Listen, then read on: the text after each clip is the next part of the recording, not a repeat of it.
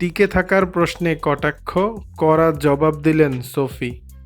গুটি কয়েক ছবিতে অভিনয় করেছেন, তবে সেসবের সবই যেন হিট এমনও না।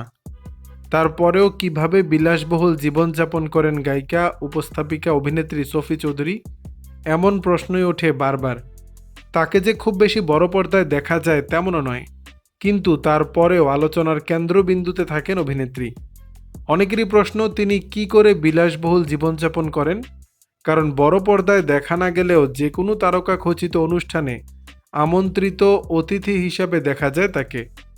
নামী সংস্থার পোশাক, বিলাসবহুল জীবনযাপনের নেপথ্যে রয়েছে কী কারণ?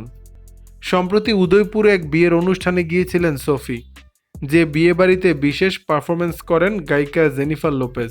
কেউ প্রশ্ন করেন, একটা ছবিতেও তো দেখা যায় না, তাহলে কি করেন আপনি? আবার কেউ মন্তব্য করেন, ছবি নেই, এত টাকা আসে কোথা থেকে?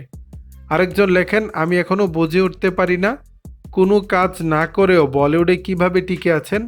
না কোনো ছবি, না কোনো ওয়েব, এমনকি কোনো গানও নয়। তাহলে আপনি কিভাবে টিকে আছেন? এমন মন্তব্য দেখে চুপ থাকতে পারলেন না অভিনেত্রী। স্পষ্ট জবাব দিলেন সোফি। সেই মন্তব্যের উত্তর অভিনেত্রী বলেন, লাইভ শো মার্কেটের মধ্য দিয়ে 17 বছর ধরে কর্পোরেট এবং বিবাহের অনুষ্ঠানের ব্যস্ততম লাইভ গায়িকাদের একজন, লাইভ ইভেন্টের 1 নম্বর নারী উপস্থাপক।